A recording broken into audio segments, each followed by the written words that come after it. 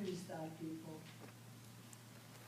And I remember the feeling, you know, helplessness and hopelessness. To whom do you go for help? Nobody. Nobody will help you, just suffer. And it was so pitiful to see your parents tired and hungry, being abused for no reason at all. But you know, somebody was watching over us. The German population, men, started coming, bringing us sandwiches, fruits, hard-boiled eggs, whatever they could. And you know something? They couldn't feed all of us, there were too many. But the feeling, it was like God was saying, you are not forgotten. There is still something good in this life. It cheered us.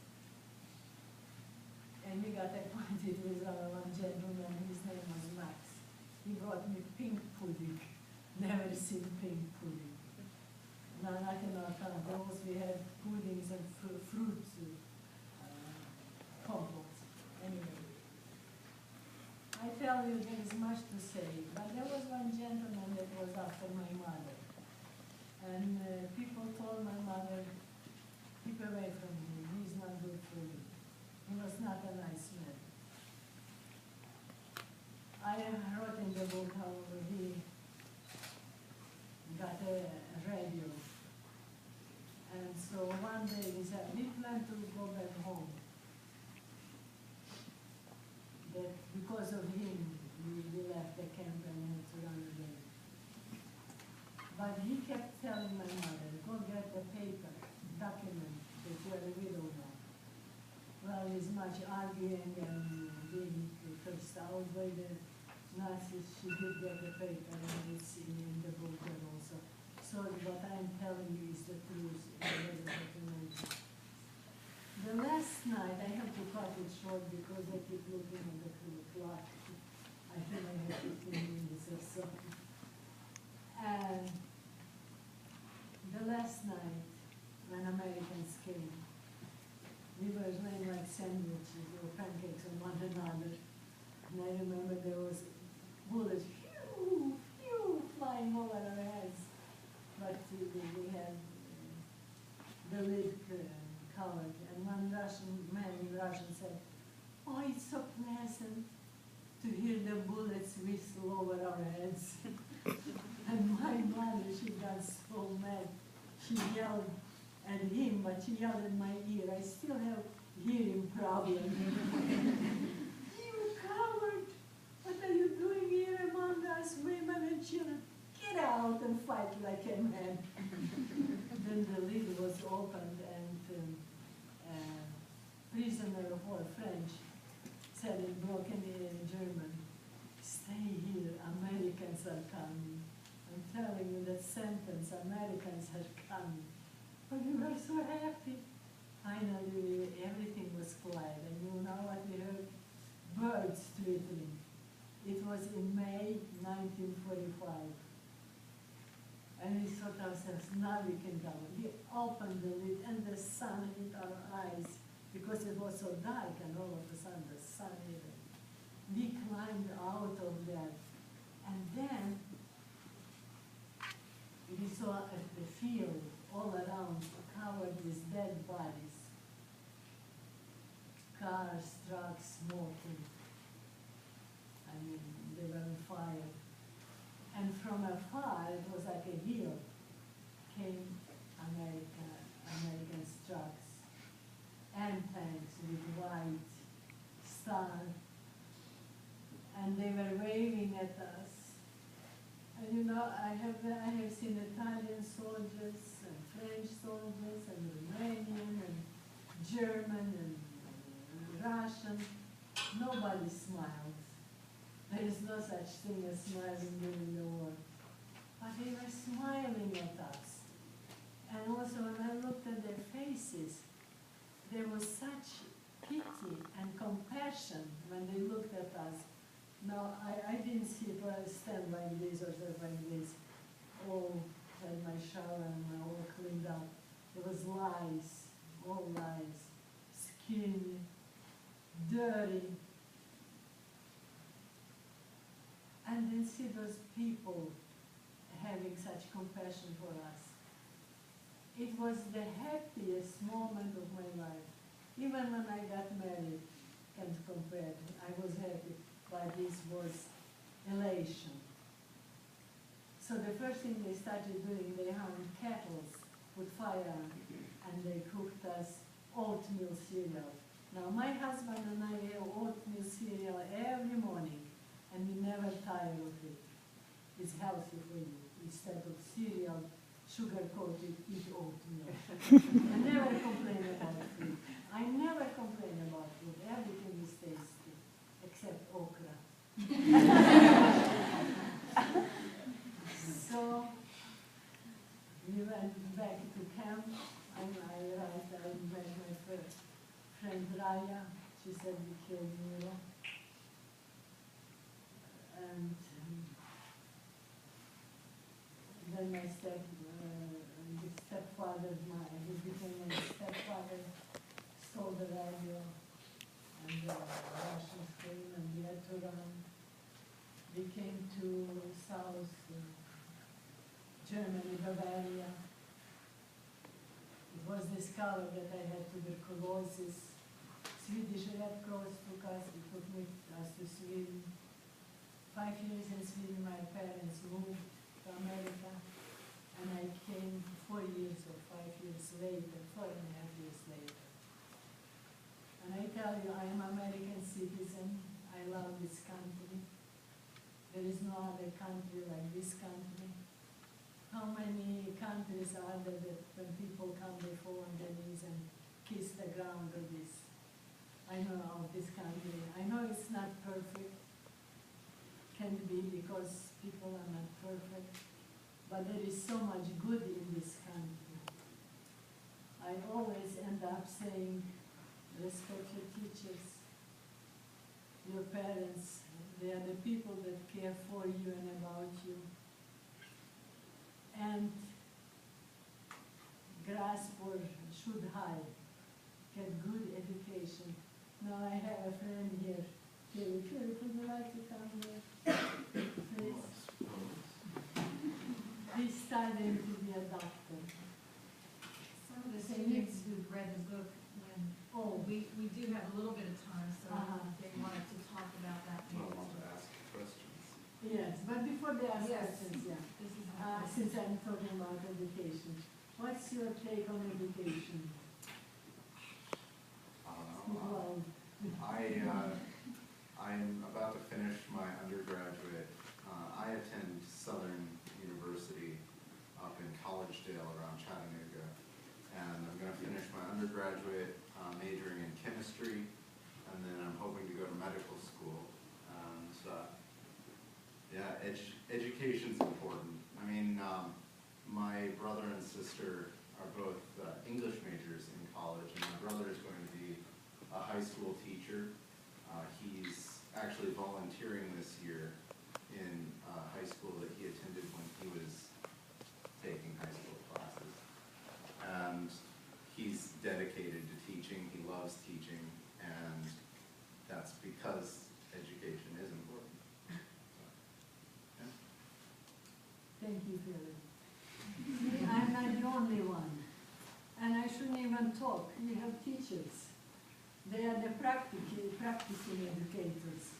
How much better samples can we have than Mrs. Abernathy and many others? And I can only throw in that my husband worked as a truck driver in New York City. And we are immigrants. And our oldest is nurse practitioner in dermatology. So if you have zits, I can recommend him. He took care of my granddaughter. And another son is respiratory therapist. So all of you are professionals from now on, okay? But don't look down on people that don't have profession, because we need all kinds of people. But you have good brains, I can see in your faces. You are intelligent young people. Now, for questions. Don't be bashful. See, I am not. Yes, I am. Speak loud, I'm not. In the book you wrote that your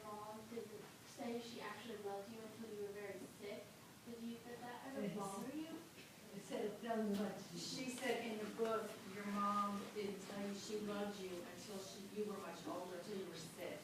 And she wants to know your. That's a sad part.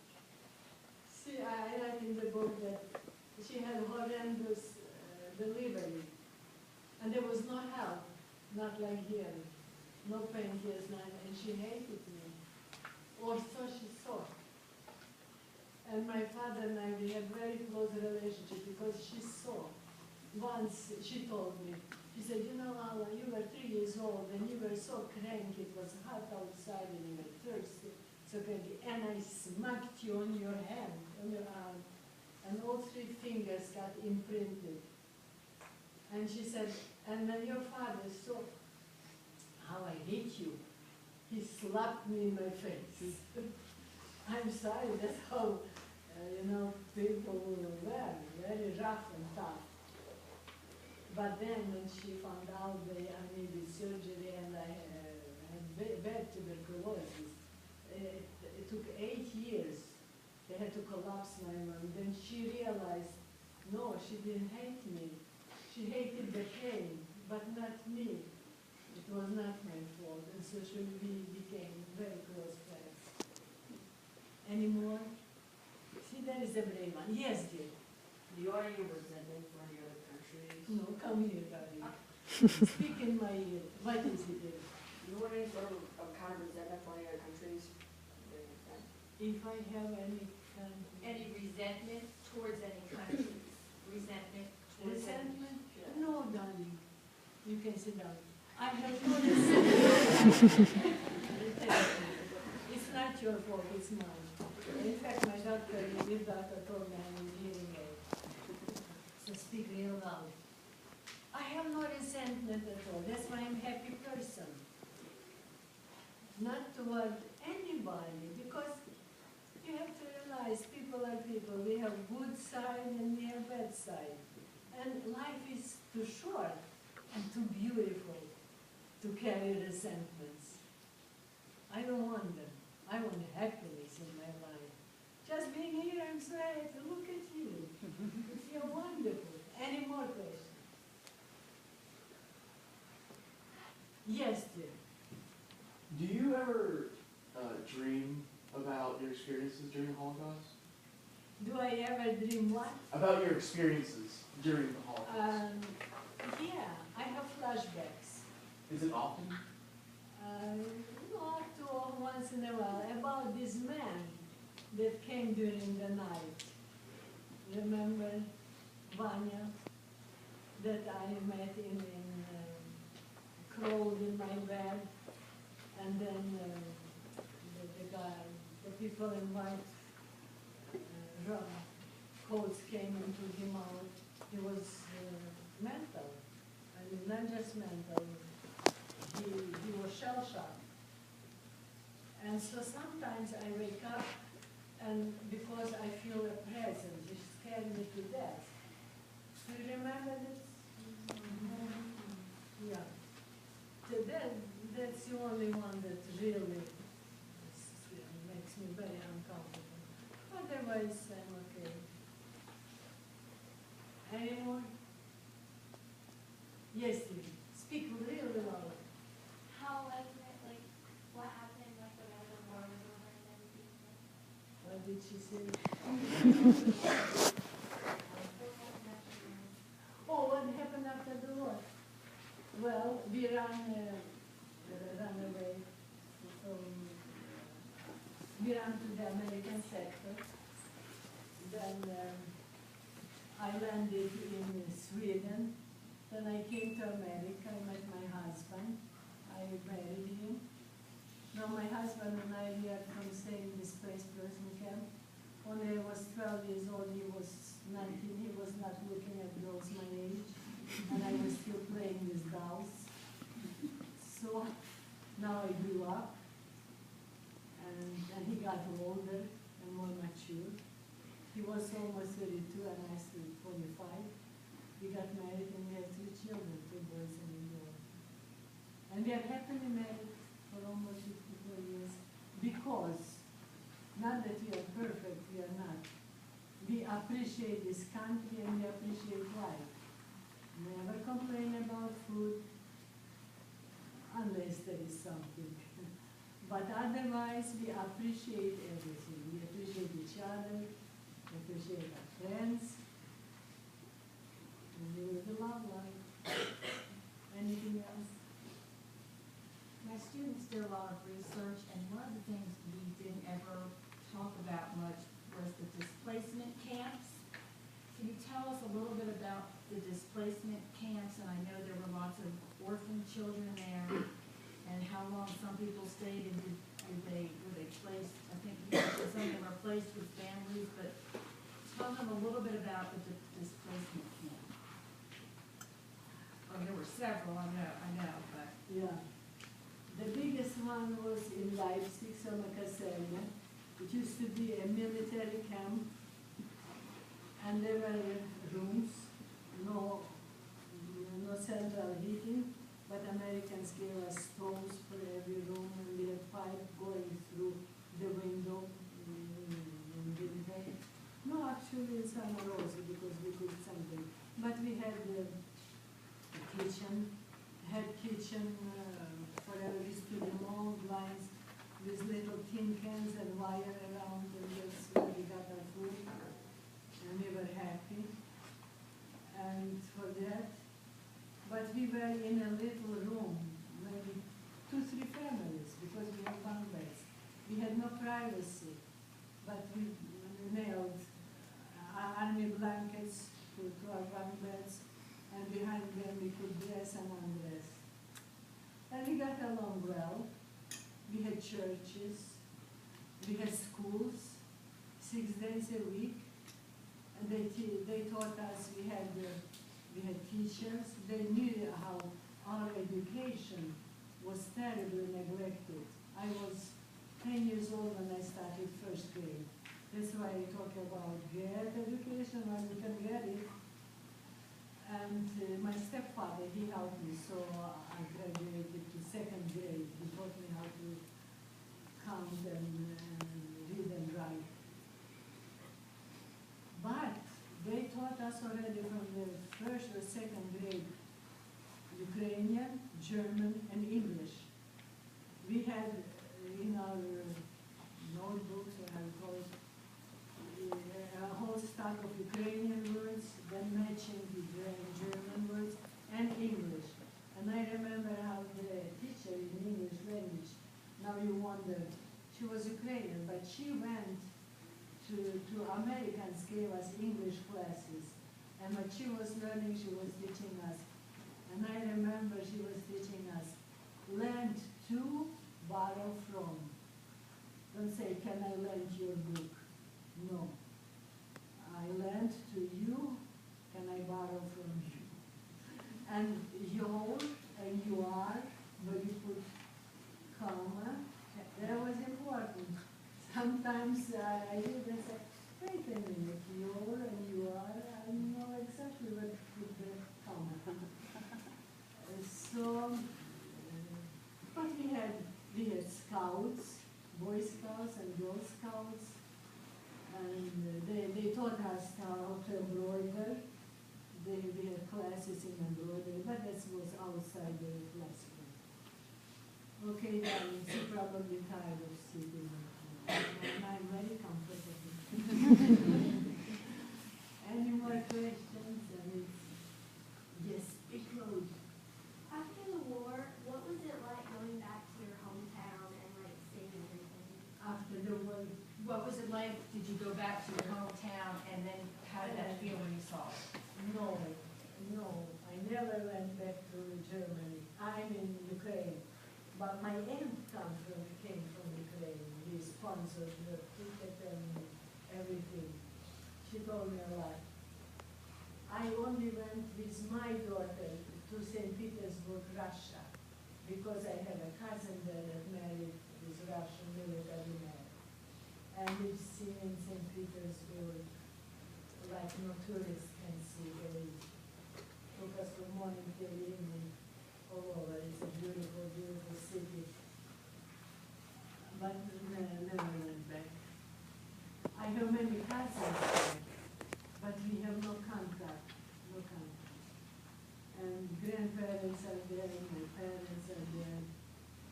See, I'm too old, I'll be 80 years next year. So age is catching up. Your questions are wonderful, they make me think, which I need. And you are great young people. Okay, maybe they are hungry and tired. I have a note to end on. Okay, You said how you want to be happy. Yes. And you have forgiven. yeah, And it reminds me, and I'm sure when I say it, these guys will not, about Anne Frank's famous quote. We read her play, yeah. The Diary, about how she believes that all people are really good at heart. And I think you personify that here for us today. And I read her book, I only slipped my mind. Yes, it's not worth it to carry grudges or whatever. It's so easy to say forgive me. And be forgiven and forgive. Forgiven. Well, we cannot forget. It's bad, but we still can forgive. And go on. My son, who is a nurse practitioner in dermatology, I'll tell you something funny. He was standing in line in the drugstore to get some medication. And the lady in front of him turns to him and she says, I hate you. He says, why? Look what you have done to my tooth. He says, but I'm not a dentist. Well, you look like my dentist. And she took off. No, that was such funny people. And he's a good-looking young man. He said, well, I'm happy there is another good-looking man around. That's all. You don't get angry. And at war, this war, there are many people, really funny people that come. One lady said to him, you idiot, look what we have done to my face. Very, very red. He said, well, I gave him medication. I told you to take it twice a week. No, you told me to take it twice a day. He said, no. No, here is the paper I wrote it. Well, she misread it. He cannot be good. Another time he was on an elevator, but it has nothing to do with forgiveness. Just a funny incident. Early in the morning, and a lady steps in his medical building. He says, well, good morning. Oh, where are you going? Well, I'm going, whom are you going to see? Ah, this guy says some shit. He probably doesn't even know how to speak English. That was our son's name. So they both get off the same floor. He goes to his room, puts on his white coat. She goes to the waiting room. He comes out and he says, can I help you? And she said, oh, I'm so sorry. So you have to take it with a sense of humor. Okay? No more questions. Well, I know why you don't have questions. You have read it all, you know it all. I guess I have nothing to add, except it's almost 10 plus 1. What do you say, Mrs. Abernathy? You are the boss. I say